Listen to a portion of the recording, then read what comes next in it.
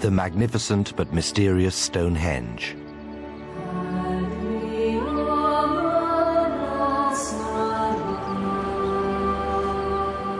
Great cromlechs.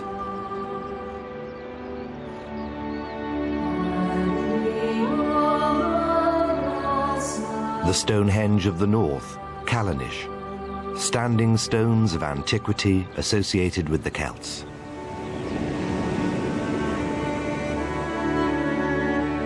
Peoples confined to the western edge of Europe.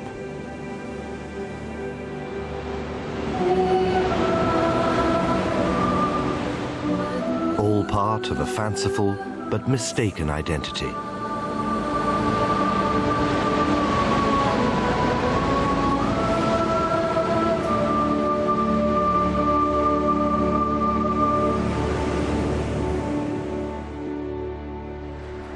The cradle of the Celts lies far, far away from the lands they now inhabit.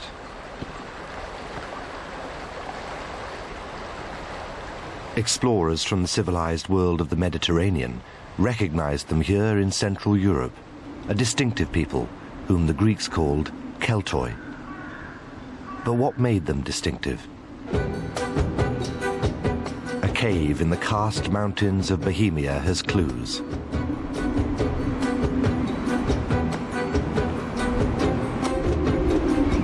The discoveries made here record a grisly tale. This was a cult center dating back 2,600 years, the scene of ritual sacrifice.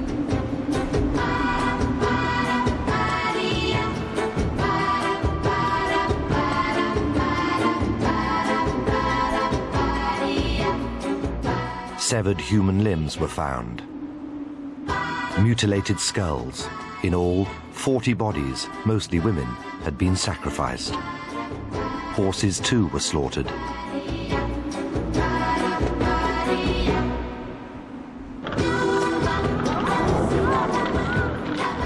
The rituals of the scene are matters for the imagination.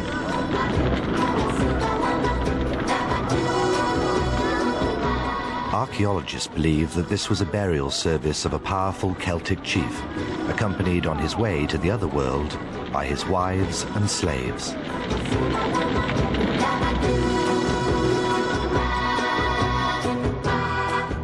He was buried too with gifts and mementos, the bronze figurine of a bull.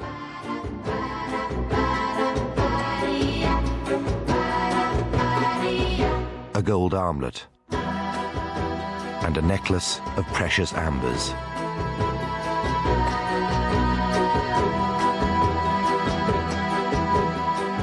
One skull was used as a drinking cup. This, some say, the skull of the chief himself. Everywhere, evidence of human sacrifice. The cave rituals of Bohemia are matched by this piece from Austria, a large bowl supported by a goddess with her entourage. At the head, two warriors hold on to the antlers of a stag.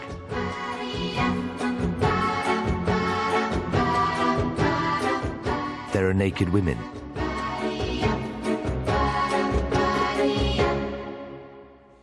Warriors with conical caps.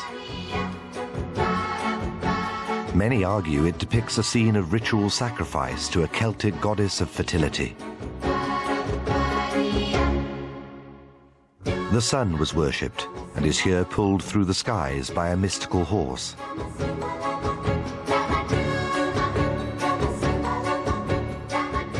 This animal was to take a prominent place in the story of the Celts.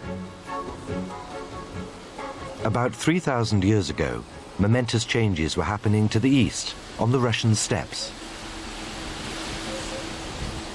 They were caused by alterations in climate. It was getting drier.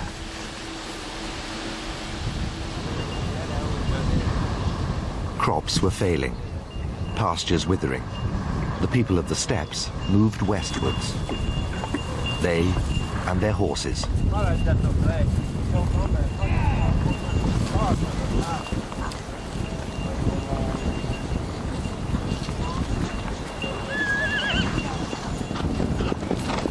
Known to early Greek writers as the Sumerians, some moved south to Anatolia, others west to the Hungarian plain and the Danube Valley.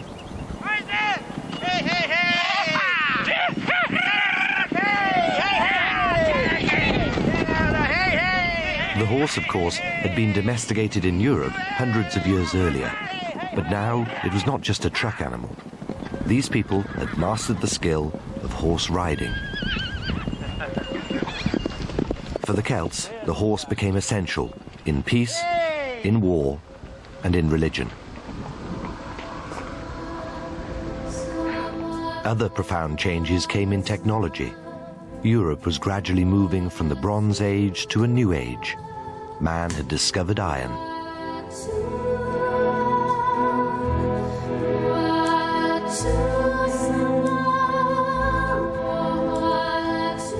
Iron cut down forests and cut down men. It became an inexorable part of Celtic life.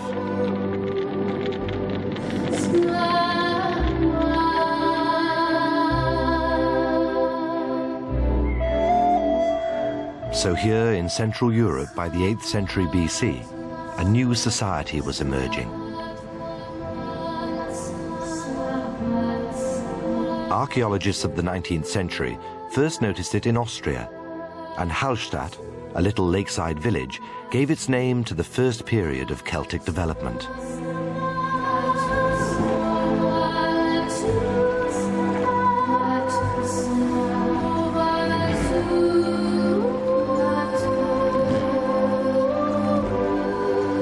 To those familiar with the Celtic languages, the very name Hallstatt and the neighbouring village Hallein suggest the reason for the area's importance in prehistoric times.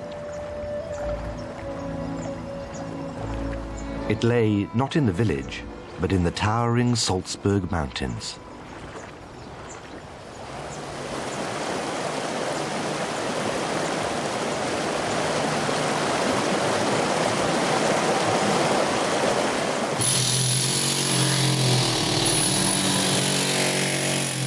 Archaeologists are still working here. All around them, the secret of the area's importance. Salt. A vital commodity for the preservation of food.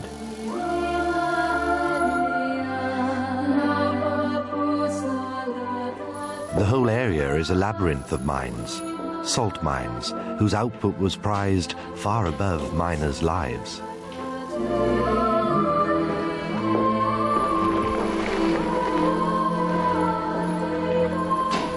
In prehistoric times, salt preserved food. It also preserved the remains of those who mined it. Bits of cloth, a miner's axe,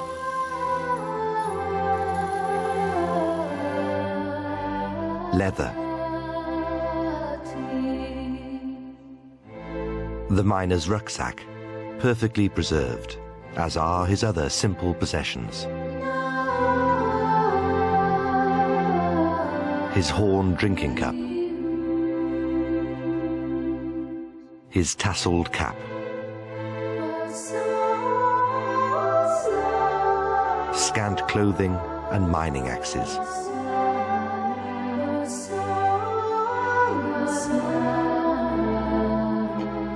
Conditions here were horrendous. The miners, troglodytes, working, eating, and sleeping in the mines for days on end. Life was cheap. Mining disasters frequent. Diese große Halle hat mehrere Abbauphasen. Wir können da sehen, dass also über längere Zeit in verschiedener Technik dort abgebaut wurde. Und wir sehen, dass dieses große Bergwerk, man kann sagen, gegen Ende von einer sehr, sehr großen Schlammlawine, einer sogenannten Tagmure, verschüttet wurde. Diese Tagmure hat auch diese Konstruktion, die wir hier sehen, zum Einsturz und zum Zusammenbruch gebracht.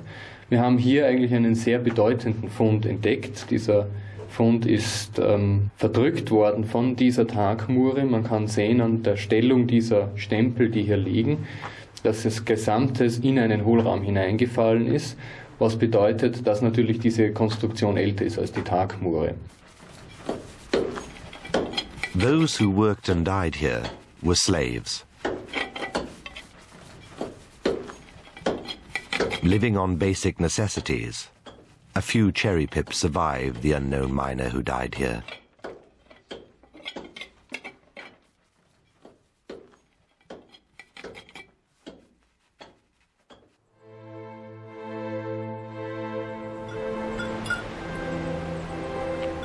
The slaves who mined the salt from these mountains had their masters. They were buried in style. In 1846, a government director of mining, George Ramsar, discovered their remains. Archaeology owes him a great debt. Here, in what is now common alpine pasture land, he unearthed a huge Iron Age cemetery. Over 1,000 graves were excavated, each meticulously recorded. Some were cremated in the old tradition, and in some graves elaborate bronze containers discovered, this one decorated with solar and duck-like symbols.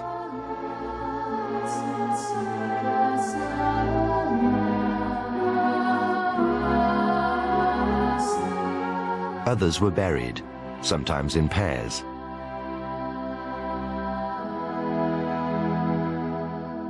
Some went armed to the other world, but not necessarily for battle.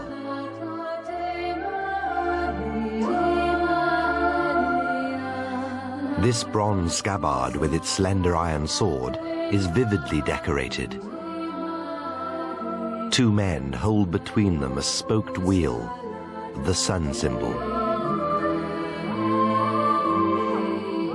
Then a battle scene. The mounted warriors. You went to the other world with pride. Life in this world was short for men, and particularly for women. This mortality graph shows the incredibly high death rate for females between the ages of 13 and 26. Here's the reason why.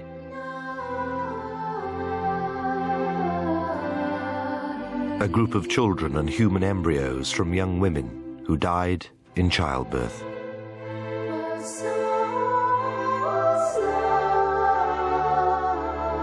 Buried with them, their simple but precious trinkets.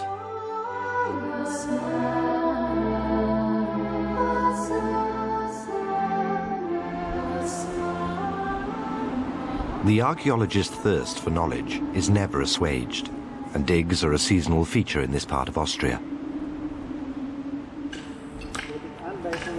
Dr. Kurt Zeller heads the dig of this romantically named site, Grave 106.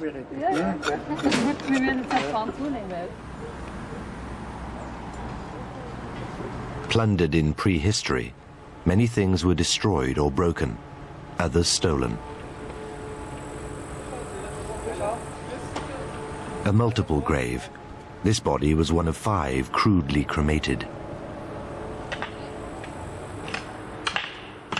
But Grave 106 shows both burial styles side by side.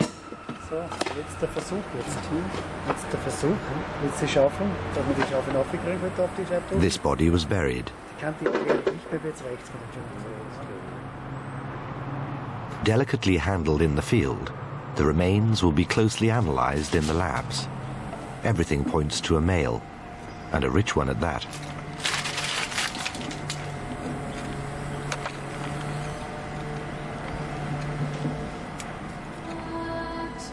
Classical writers described the Celts as fair-haired, tall, and muscular.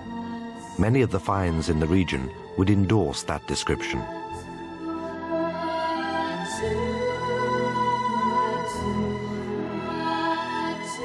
But it's dangerous to make too much of this.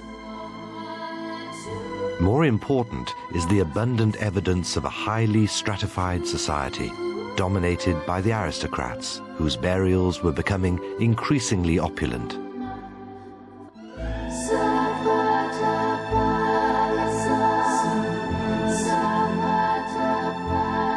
The mine owners of the whole of this region were becoming richer and richer as they traded the precious salt southward to the Mediterranean world beyond the Alps. But salt is not all they traded. Und wenn man sich fragt natürlich, ob es Sklaven oder etwas Ähnliches in der eisenzeitlichen Gesellschaft gibt, so muss man eigentlich fast dazu Ja sagen. Es ist zu vermuten, denn in den großen Bergwerken haben sicher nicht die großen Herren gearbeitet, sondern sicher einfache Menschen, möglicherweise zum Teil auch in abhängigen Verhältnissen, sehr stark abhängigen Verhältnissen, die an Sklaverei oder so etwas erinnern. Es stellt sich auch immer wieder die Frage, was diese Häuptlinge, diese mächtigen Häuptlinge, den Griechen und Etruskern gaben, die ihnen Luxusgegenstände ins Land brachten. Die wollten sicher irgendeine Gegengabe haben dafür. Und die Vorstellung, dass Sklaven dabei eine Rolle spielten, ist eine sehr verlockende, auch wenn wir es nicht sicher nachweisen können. This then was the cradle for the Celtic world. How would it develop?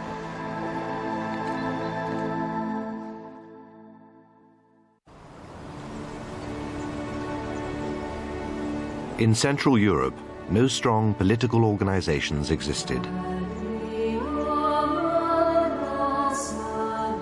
There were no great centers of power. That was now changing. Trade routes were opening up, and in prehistoric times, waterways provided the quickest and most effective means of transport.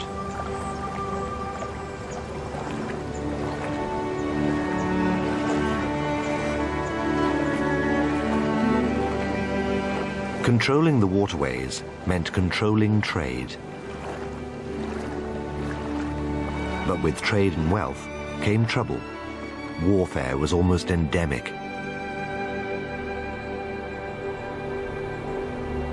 Guarding the main trade routes, hill forts were appearing with increasing frequency.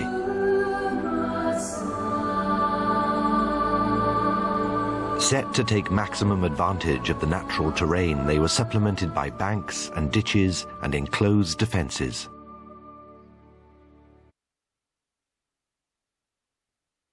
Inside, the simple square or rectangular huts of the inhabitants with their thatched roofs. There was no building in stone. The site, par excellence, overlooked the Danube Valley and controlled its trade, the Heuneberg. This hill fort is one of the most excavated sites in Europe. Each season, the archaeologists return. New students, new surveys. But since the Celts built their houses in timber, there are no great ruined buildings to reveal, just the defences. And within the hill fort, comparatively few artifacts have come to light. All the more care, then, when something is found.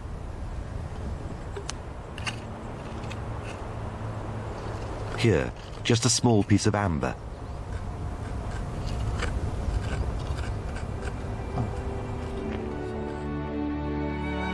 This palmet of a Celtic chief was made after the mould was discovered.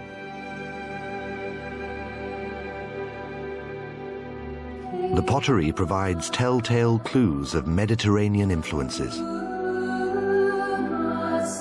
This has unmistakable Greek designs.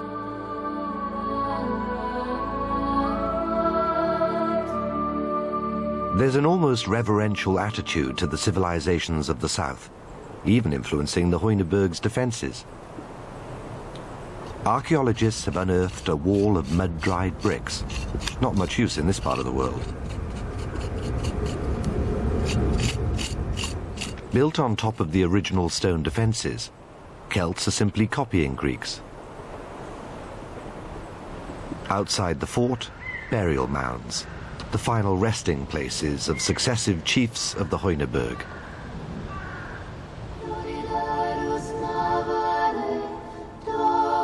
And among the burial sites, the giant mound, known as the Homechel.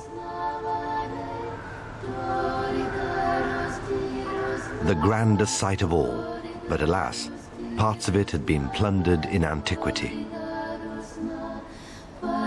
Associated with such mounds were stone figures standing over them. The male figure is naked, except for his dagger, his talk, and a simple conical cap.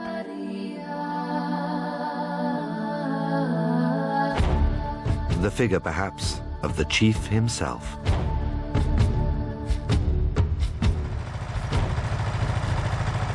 Then 25 years ago, an amateur archaeologist working in this rich farmland area near Stuttgart persuaded the professionals to excavate this mound.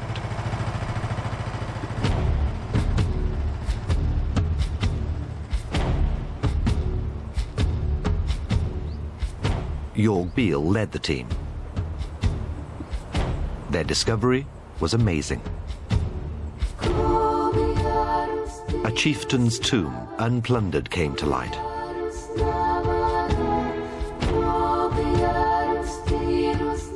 The corpse was adorned by sumptuous pieces. A wide gold bracelet. A magnificently decorated dagger enclosed in fine gold.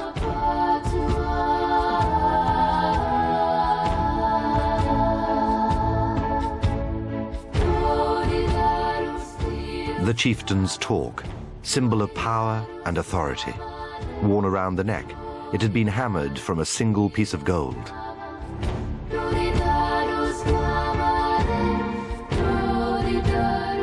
The team were even able to restore the conical cap, made of birch bark.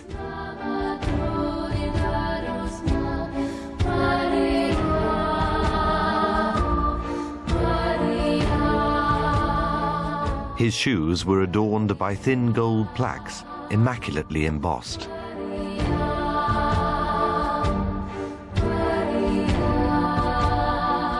Dass es sich hier natürlich um eine sehr stark strukturierte Gesellschaft handelt, ist klar. Wer hier liegt, ist der Boss und wahrscheinlich auch der Boss einer Familie. Ich denke, dass hinter diesen ganzen Erscheinungen eine Dynastie steht, also eine Familie. This was a giant of a man, over 6 feet 2 inches tall. His body was laid out on this bronze couch, at the time padded with animal furs and hemp. Supported by 8 female figures, it is highly decorated. Portrayed on the back, the 4-wheeled burial wagon, and on it a warrior, possibly depicting the very chief himself. He's accompanied by stylized dancers. Wenn wir die einzelnen Gegenstände im Grab betrachten, so ist ein ganz wertvoller Gegenstand der vierrädrige Wagen. In vielen Gräbern finden wir diese Wägen, aber der Hochdorfer Wagen ist dadurch besonders, weil er fast vollständig mit verziertem Eisenblech überzogen ist. Wir haben den Wagen ja nachgebaut und können das nun nachempfinden. Der Schmied, der den Wagen gebaut hat, hat 2 Jahre lang daran gearbeitet. Der Wagen besteht aus 1500 Einzelteilen und die Kosten waren teurer als ein Rolls-Royce. Das zeigt Ihnen, wie teuer der Wagen heute und natürlich auch in der damaligen Zeit war und wie kostbar.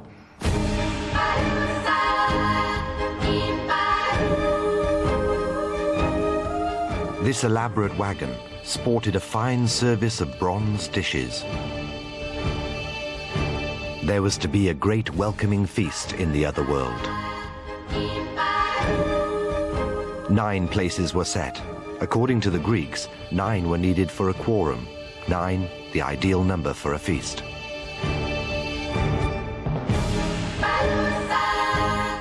The chief's drinking cup has been recreated. Always the emphasis is on the pleasures that await. There's nothing to suggest warfare. Now fully restored, the great cauldron in the tomb again shows the importance of the drinking and the feasting that lay ahead.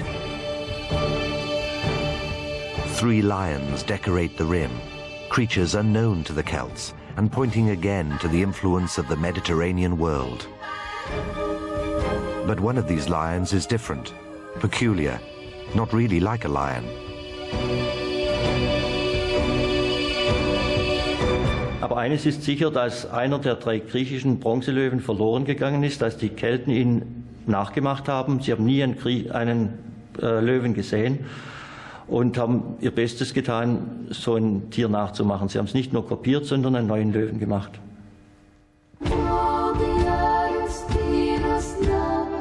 pollen analysis proves that the Hochdorf chief was buried in late summer. He represented a society whose aristocracy enjoyed great wealth in a period of great change.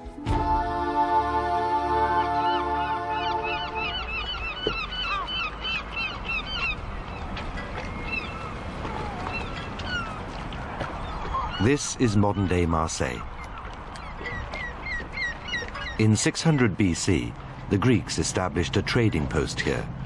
It had major repercussions on Celtic society in Central Europe and helped contribute to the growing wealth of the Celtic aristocrats. Now more than ever, Greek goods, Greek styles, and in particular wine flowed into the Celtic world.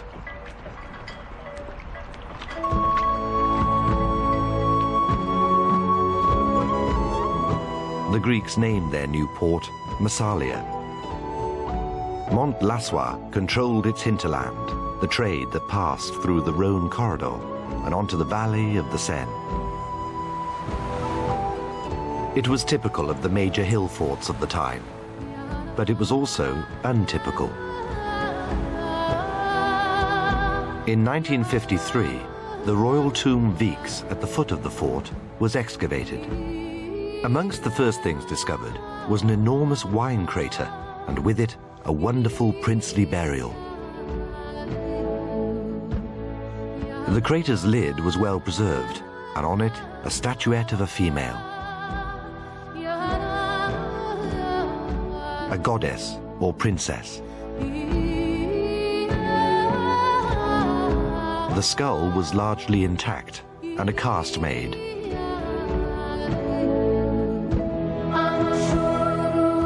Skeleton remains were pieced together, and the archaeologists argued whether it was a male or female body.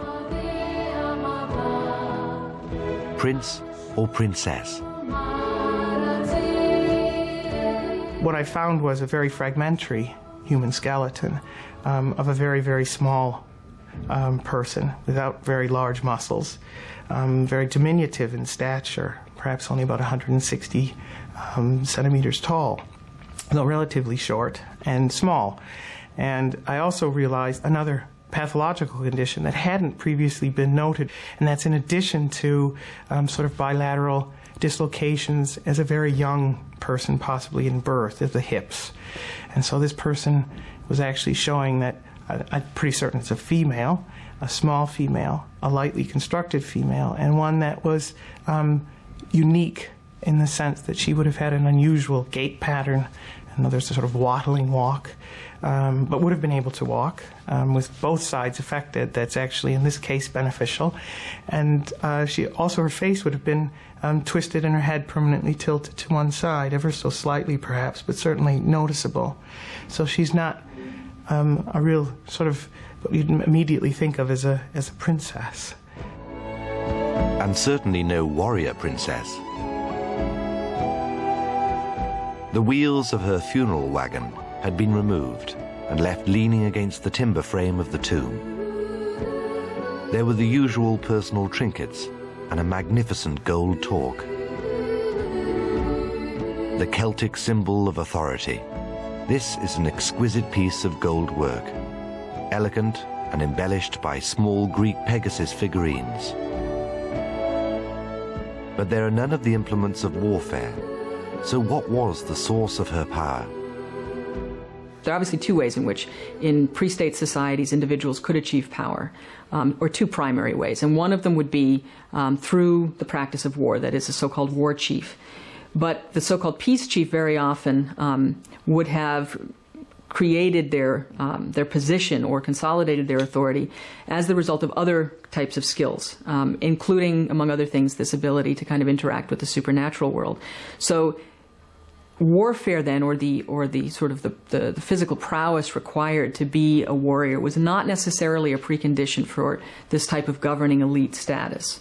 But the fact that there are no weapons in the burial suggests that she was, on the one hand, she was an individual with considerable political power, but she seems to have been in this peace chief type of category, that is not a warrior chief, presumably a leader at a time when her population had more need of someone who was a religious practitioner. The most obvious feature of her tomb is that it contains so many items associated with wine and drinking. Beautiful flagons, Greek drinking cups, decorated with scenes of warfare, and the great bronze crater with a capacity of over 250 gallons of wine, a gift, it is thought, from the Greeks, whose military prowess is proudly displayed. And these Gorgon-like gods,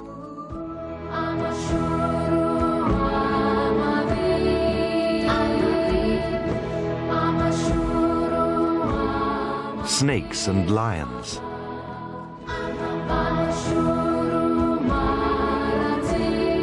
wine then was of great importance. I think it was the ability of alcoholic beverages to literally transport an individual into another state of consciousness. That was the important thing. I mean, they weren't just partying for recreational purposes. This was pretty clearly a highly ritualized type of behavior that not all individuals in the society would have engaged in, and that elites would have engaged in, and sub-elites, subordinates that were immediately related in a kind of retinue context, in the sort of a warrior retinue.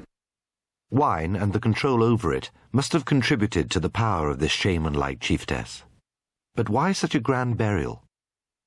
I suspect it was intentional, that this person was being removed, and the objects that may have been associated with her, or with some vestige of her life, were actually, it's intentional, and I think it has a very strong socio-political dimension to it. In a sense, the burial is like a hoard, removed from view, removed from circulation, and that suggests a certain finality. It's the end of something. Indeed it was. Shortly after her death, Mont-Lassois was deserted. Great changes were happening throughout the Celtic world.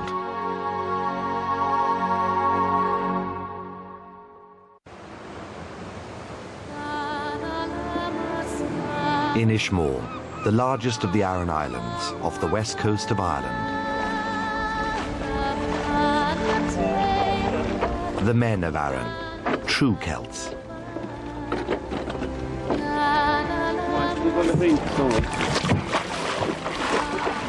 Still Gaelic speaking, living off the sea and off the land.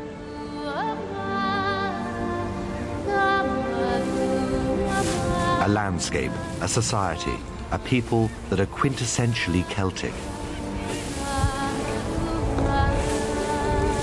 But how? When did the Celts get here? Simple questions that have provoked intense debate.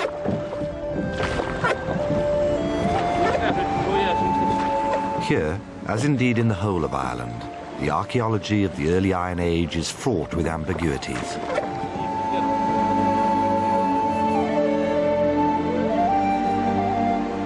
There are some dramatic sites, like Dunangus, but no one can be sure that this was a Celtic fort.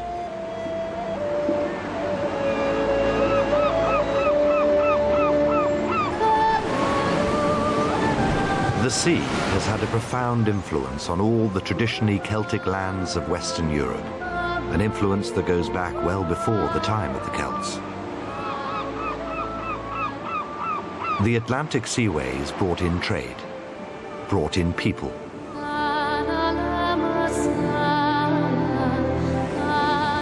The Cornish coastline is dotted with clues to explain the attraction of these lands. This is a 19th century mine.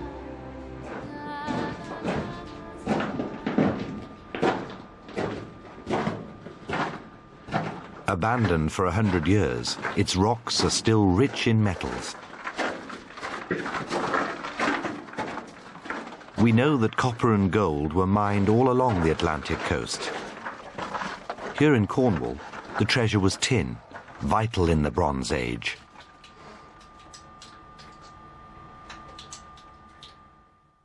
Tin ingots like these were traded the length and breadth of Europe.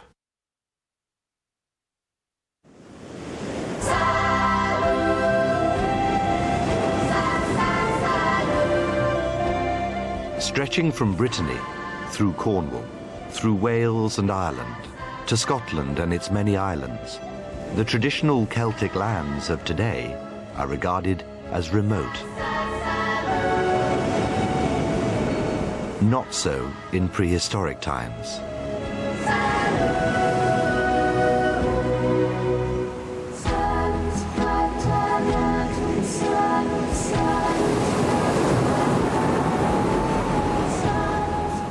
Up until the 1960s, it was believed that the Celts of Europe invaded these lands, making maximum use of the Atlantic and Irish Sea routes. Likewise, the eastern half of Britain was invaded across the North Sea and the English Channel, taking advantage of front door entry points such as the Thames estuary.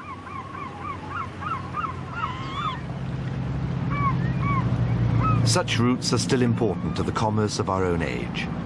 But was there in the distant past an invasion of the Celts from continental Europe? I think the whole idea, it's a very popular idea, it's almost widely accepted idea, that there was the coming of the Celts, that there was a people called the Celts who arrived in Britain and Ireland, I don't know, 1,000 years before Christ or something. I think in that sense there was absolutely no coming of the Celts. And if you look at Irish archaeology, for instance, you find Irish archaeologists tying themselves in knots trying to locate the coming of the Celts. There was none. But if Professor Renfrew is correct, there are things that need explaining. Fershor, ti dynam her? Shalister. Agus ti ishe so go ma yen duliakeke. He fattas art. Kerst. This school on the Isle of Skye is using Scottish Gaelic as its medium of education. Fershor? It's the oldest spoken language of Europe. So how did it get here? Halupam. If you get rid of the idea of there being a major Celtic migration into Britain, that does raise very serious problems about the language, because the language spoken in Britain, and still spoken in parts of it, belongs to what we call the Celtic family of languages, the same languages that were spoken in Gaul and further over in Europe. So how can one explain that? Well, the old idea used to be, of course, waves of population bringing over different sorts of Celtic. But nowadays, I think many of us would see the Celtic language as being a very old language, possibly even going back to the Neolithic period or earlier. From that period onwards, Western Europe was intimately in contact, particularly along the Atlantic seaways from Spain, France, and Britain. There were ships going backwards and forwards, trading, carrying metals, carrying people. And in that context of trade and exchange, I think one can understand how a lingua franca grows up, a language which enables all these disparate people to communicate. That's the context I think we should see Celtic in. Enter genetic science and a survey of the DNA of the people of Britain. Well, in the Genetic Atlas project, we're going to build a very detailed genetic map of Britain, and by Britain I mean Scotland, England, Wales, Cornwall, and Ireland as well, to try and see what influences there have been on the British population and compare those with things we know about from history, like the Vikings, like the Celts, like the Anglo-Saxons, trying to see what impact they had on the makeup of the British population.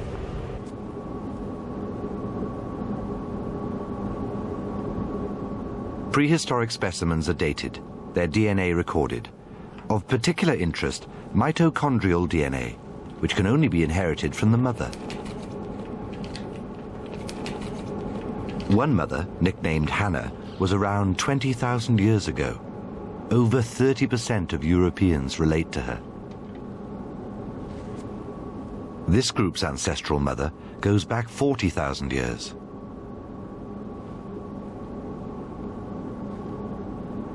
Then this orange group goes back 15,000 years. Of particular interest and related to the coming of farming, this red group around 8,000 years ago. This yellow group, related to the recently discovered Iceman of the Alps, 13,000 years ago. And finally, a comparatively rare group found in Britain and America This, then, is the broad grouping of the people of the Isles of Britain.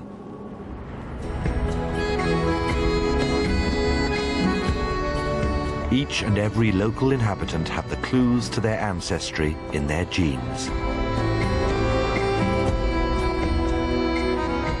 But people speak languages, and languages can be learnt. So what of Celtic languages? No DNA exists for them. I believe that those first farmers were already speaking Proto-Indo-European language out of what we call the Celtic languages developed in those areas. So we're talking, I think, of very complete continuity from the period of Stonehenge right on through the Bronze Age and the Iron Age until the development of those societies, chiefdom societies, those heroic societies, which finally emerge into the light of history when Caesar and other people describe them, the societies which in the 18th century AD were described as Celtic societies, although Caesar never referred to Celts in Britain or in Ireland. We asked Professor Brian Sykes, the head of Britain's DNA survey, to take a sample from this school at Lampeter in southwest Wales.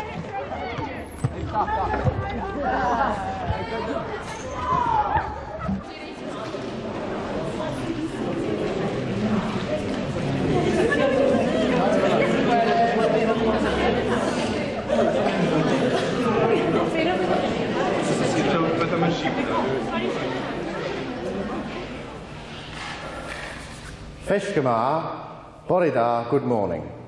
Now, you all know what Borida and good morning mean. Feshgamar is the same in Scots Gaelic. And the reason I've introduced that is because it's the language, the Gaelic languages, the Celtic languages that define the Celts. And these languages are spoken in northern Scotland, northwestern Scotland, the Outer Hebrides. They were spoken in the Isle of Man.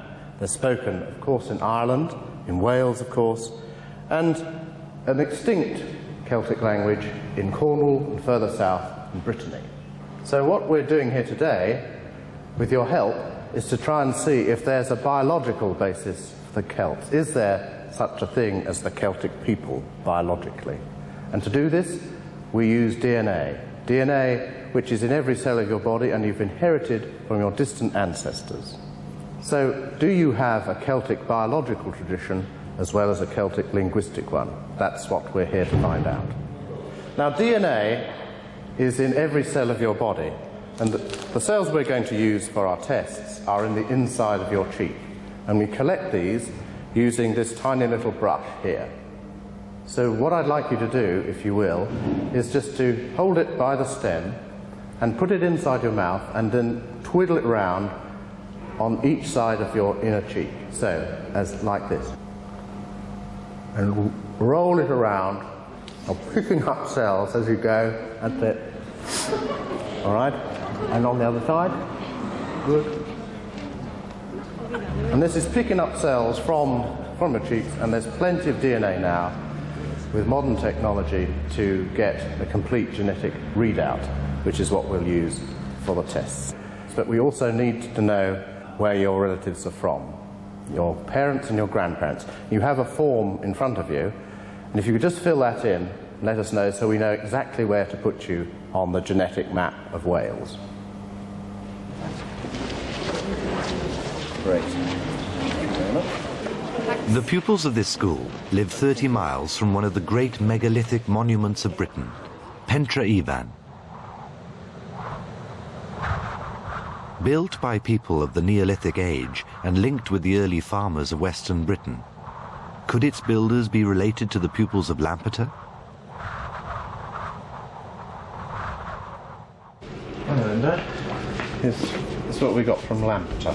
So that's the data. Okay. Those surveyed at Lampeter are unquestionably of common cultural stock. They're all Welsh-speaking, for example. But the biological test is different.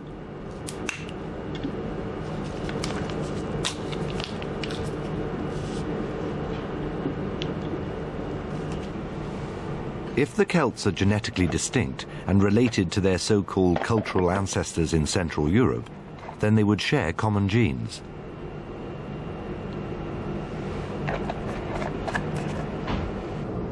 Their mitochondrial DNAs should match.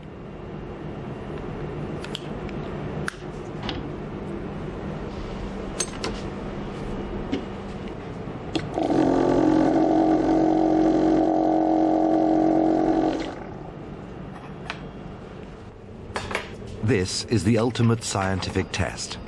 No one can argue with the DNA sequence.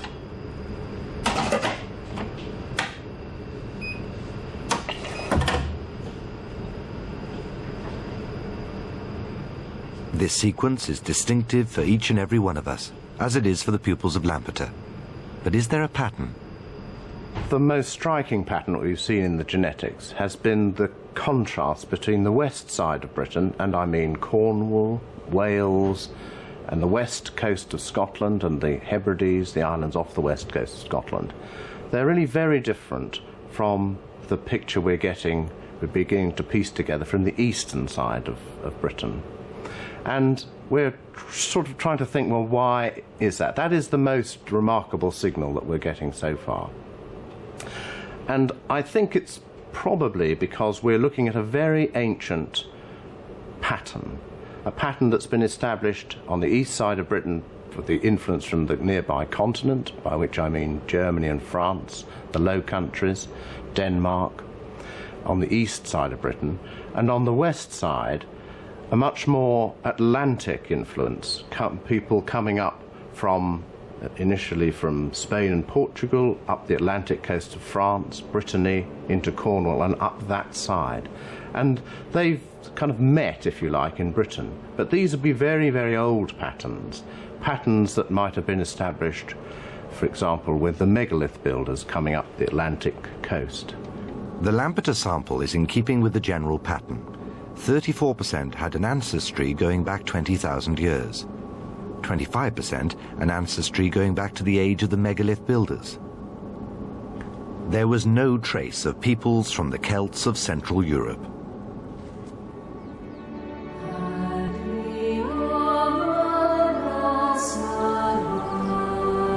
So the megalith builders of Pentra Ivan, of Callanish, those people who introduced farming to Britain and built their stone monuments, built Stonehenge, they and their predecessors are the true ancestors of the Celtic lands of Britain. Who then are the Celts? The whole problem of the use of the word Celts is being hotly debated, very hotly debated at the moment, and I think rightly so, because we've used it in a rather sloppy way in the past. You can talk about Celts in terms of language. There is a Celtic language group which was spoken over large parts of Western Europe, no doubt about that. If those who spoke Celtic were Celts, fine. You could define it in terms of art styles and the beliefs that went with the art styles. Again, that would spread over a large part of Western Europe. But if you took the word Celt in the narrow sense of the people who called themselves Celts, then it's far more restricted. The British, for example, were never called Celts. So under that more restricted definition, you can't call a lot of people who otherwise you would believe to be Celts, Celts. There's no simple answer. I think we have used it poorly in the past, but I think we can go on using the word Celt so long as we remember that it's a fuzzy concept. There are cores in it, but it is fuzzy, and therein lies its fascination.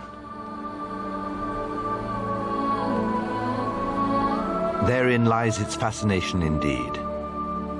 The Celts remain one of Europe's great enigmas.